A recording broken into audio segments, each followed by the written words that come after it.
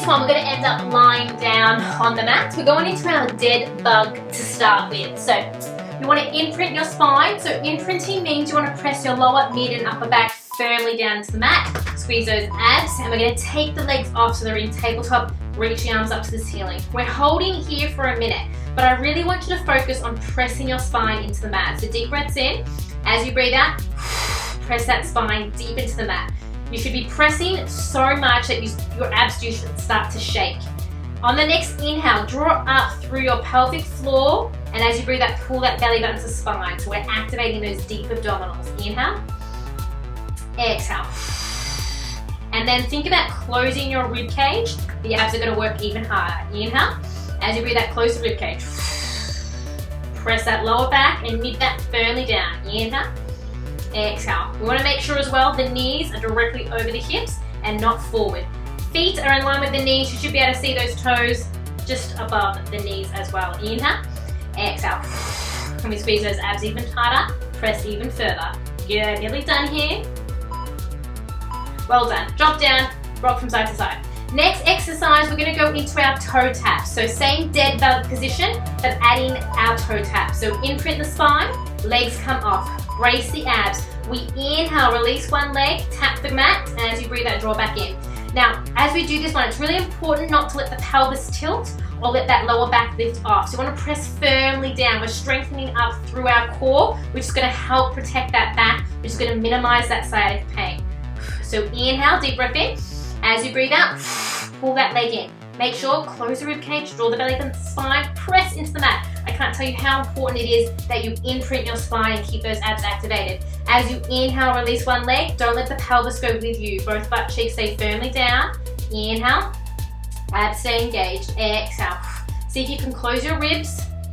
Draw them down to the hips. Are you pressing the back of the rib cage as deep as you can into the mat? We have just over 10 seconds.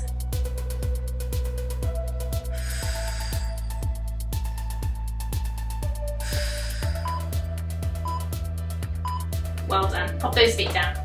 From here, we're going to come into our leg circle. So reaching one leg up to the ceiling, keep the other leg bent, flex through your foot, turn the leg out slightly. We're going to create little circles with that leg. You want to create a circle the size of a dinner plate, but you want to make sure the hips aren't moving. So if you place your hands on your hips, you want to keep the hips still. We're turning the leg out. We're trying to keep the leg as straight as we can, and we're creating that dinner size shape circle. So we're working through our hip here. If you are feeling the hip click, make the circle smaller. That's it. And then see if you can change direction, and now point the foot. So go in the opposite way, point through the foot. So if you're feeling that hip click, make the circle smaller. And we're turning the leg out. That's it, good. Just keep those shoulder blades relaxed. We're activating the deep abdominals here. So making sure you're closing the rib cage, drawing the belly button to spine. We're keeping that pelvis still. Just over 5 seconds, and then we switch sides. Well done. Bring that leg down. You should feel a little fire in that hip flexor. That's good. Other leg up, flex the foot, turn that leg out, hands on the hips, make sure that pelvis stays still, and then let's create those circles. Inhale. Size of the dinner plate. It's a bit hard to see, but I've noticed I'm moving a little bit. I want to keep that pelvis as still as I can, so I'm going to make that circle smaller so I can concentrate on keeping that pelvis still, and I'm working the right muscles. Really turn that leg out, really try and stretch through the knee, shoulder blades back and down. And then let's point the foot and change direction, going the other way.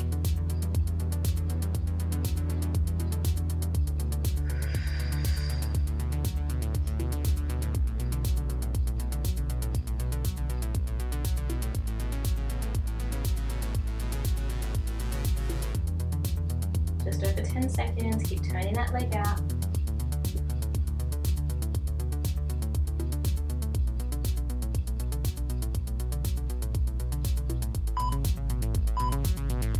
Well done. Woo, bring that leg down.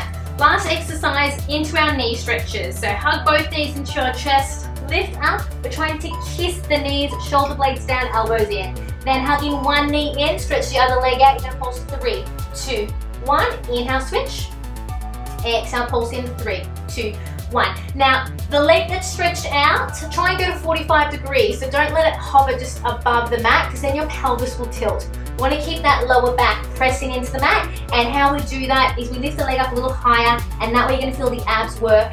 And you should get a bit more of a stretch through that lower back. So we're trying to kiss the knee, lift up, shoulder blades down, elbows in. Inhale, switch. Exhale, pulse. And we shouldn't see our pelvis rock. So just check in with the pelvis and the glutes. Both glutes should be pressing down. Hip should be staying still with this one.